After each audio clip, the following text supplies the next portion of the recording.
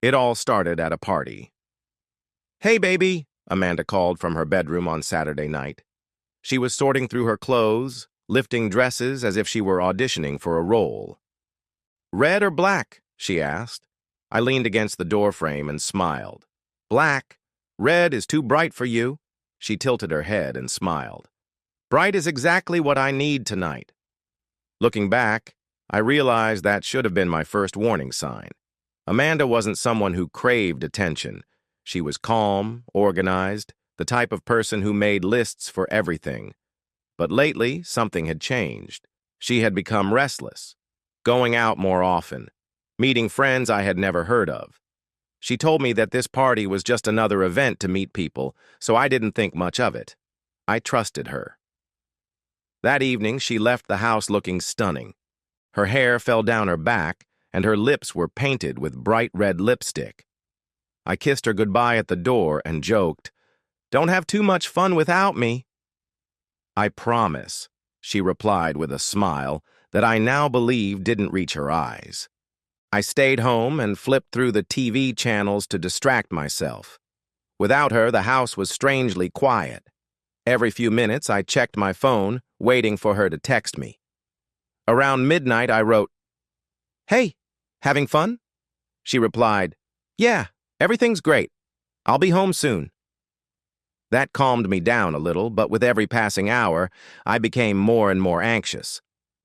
By 2 in the morning, I couldn't concentrate on the movie anymore. Amanda wasn't the type to stay out late without calling. I stared at her last message, wondering whether to call her or not. "Don't think about it, Kevin. She's fine," I told myself. But by 3 in the morning, I was pacing the living room, running through the worst-case scenarios in my head. What if she'd been in an accident? Was she okay? Just as I reached for my phone to call her, the front door creaked open. I froze. Amanda stumbled into the house, her hair disheveled, lipstick smeared across her cheek, and one bare foot in a shoe she was holding in her hand. The smell of alcohol hit me immediately. "Oh my God, Amanda," I said, rushing over to her as she almost tripped over the rug.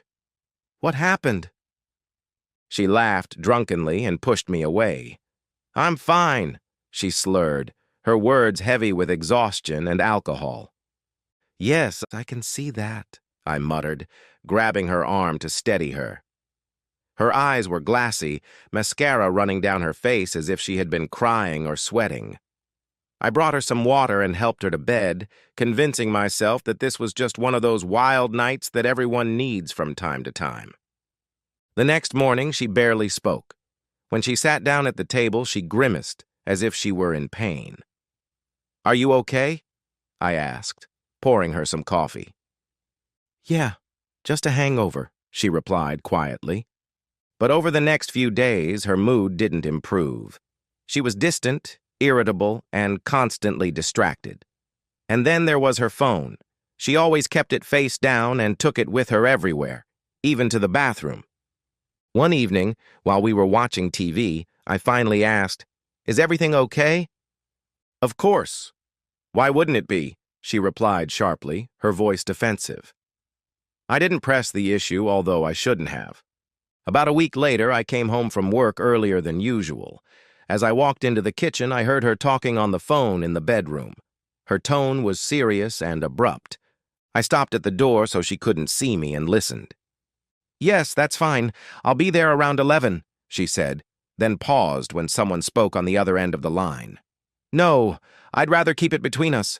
Yes, thank you. See you on Thursday." Her words sounded formal, as if she were arranging a meeting. My stomach twisted. Why hadn't she told me? If it was something serious, shouldn't I be the first to know? I knocked lightly and entered. "Hi, everything okay?" Amanda flinched, startled. "Kevin, I didn't hear you come in." She quickly hid her phone in her pocket and forced a smile. "Yeah, everything's fine. Just chatting with a friend." I nodded, but felt uncomfortable inside. Her shoulders were tense, and she avoided my gaze as she did her laundry. "Nothing interesting?" I asked casually. "No, nothing," she replied quickly in a tense voice. If it was just a harmless phone call, why was she acting like she'd been caught doing something bad? On the day of her visit, I couldn't stand the uncertainty any longer. I had to find out what was going on.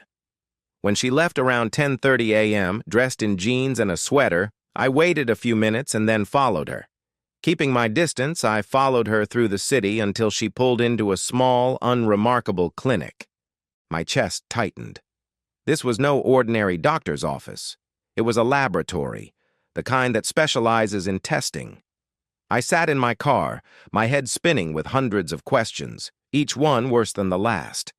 She stayed inside for about an hour. When she came out, she looked tense, walking quickly, her shoulders hunched. She got into the car and drove away without noticing me. That evening after dinner, she said she was going to take a shower. As soon as I heard the sound of water, I went into the bedroom and took her purse, opening it with trembling hands. I searched the purse, hoping I wouldn't find anything, but there it was, a folded piece of paper tucked into the side pocket. I pulled it out and unfolded it, my eyes scanning the words. Receipt for laboratory services. STD test. I felt like the ground had been pulled out from under me. My stomach twisted as reality hit me like a freight train. Amanda had been tested for STDs. Why? My thoughts raced through my head. Was she sick? Did she think I was cheating on her? Or had she done something she regretted? Standing there clutching the receipt, I heard the shower turn off. Panic washed over me. I quickly shoved the paper back into her bag and went into the living room, pretending to look at my phone as if nothing had happened, even though my heart was pounding in my chest. I knew something was going to happen, and soon I would have to face the truth. That evening, Amanda went to bed early. She said she wasn't feeling well, and I didn't insist, even though my mind was racing. I couldn't stop thinking about the receipt that had burned her purse and my mind. Why did she need an STD test? What was she hiding? I waited until her breathing became deep and steady. I quietly slipped out of bed, took her phone from the nightstand, and sat down on the couch in the dark, the screen lighting up my face. I hated myself for snooping through her phone, but the need for answers was stronger than any feeling of guilt. Her phone wasn't locked. I'd never thought about that before. I opened her messages and started scrolling. Most of them were just casual conversations about work and friends, but then I saw a chat with someone saved as Jenna. The messages started innocently enough, Amanda thanking Jenna for inviting her to the party, but the further I scrolled, the tighter my heart squeezed. Girl, you were so wild that night. I still can't believe you did that, Jenna wrote. Please don't remind me about that. I was so drunk, I barely remember half of it, Amanda replied. Well, I have proof, just in case you forget, Jenna added. I felt sick. What did she mean? I scrolled down quickly and found them, the photos and videos Jenna had sent. My hands were shaking as I opened the first video. It was a grainy video of Amanda standing in a crowded room, swaying to loud music. A man had his arms around her waist, pulling her toward him, and she wasn't resisting. In another photo, she was laughing with two men standing next to her, their expressions clear. Then I found the video that destroyed everything. Amanda was in her bedroom. The camera was shaking, but the image was clear enough. She was with 3 men at once. My head spun as I watched. She was laughing, stumbling, mumbling incoherently, but she didn't stop them. They kissed her, touched her, pulled her onto the bed, and she let them. I stopped the video, unable to watch anymore. My chest tightened, and the air became heavy and suffocating. This wasn't a drunken mistake. It was a betrayal I couldn't understand. But I knew one thing. I had to keep the evidence. I didn't know what to do with it yet, but I couldn't let it disappear. With trembling hands, I transferred all the messages, photos, and videos to my phone. Then I carefully deleted the messages from Amanda's phone so she wouldn't know I had seen them. I sat in the dark for what seemed like an eternity, staring at her phone in my hands. How could this be true? The woman I loved had done this. I wanted to wake her up, shake her, and demand an explanation, but I couldn't. Not yet. I put the phone back exactly where I found it and sat down in the living room, my head spinning. It wasn't about the STD test anymore. This was a betrayal I couldn't even imagine. I knew I couldn't keep quiet forever. Soon I would have to talk to her. I didn't sleep that night. The weight of what I had discovered weighed heavily on me, suffocating me. By morning, I couldn't keep it to myself anymore. As soon as Amanda woke up, I started sending the photos and videos to her family and friends, everyone who was important to her. I wasn't going to let her continue lying, pretending to be someone she wasn't. She walked into the living room and froze, staring at her phone, pale with horror. "What did you do?" she asked, her voice trembling. "I told them the truth," I replied coldly. "Now everyone knows who you really are." "Kevin, please!" She tried to take a step forward, but I raised my hand. "Number, you can't hide anymore. You can't lie and pretend that nothing happened." She shook her head, tears streaming down her face. "I didn't want this to happen. I was drunk. It was a mistake." "You knew what you were doing," I said sharply, feeling the anger boiling inside me. "You cheated on me with 3 guys at the same time, and you thought you could just brush it off like it was nothing?" She sobbed. "I didn't mean to hurt you. Please, Kevin, I'll go to therapy. I'll do anything." "You don't understand," I said coldly. "I know about the STD test. You knew something was wrong, and now I'm left to deal with the consequences." Her eyes widened in shock.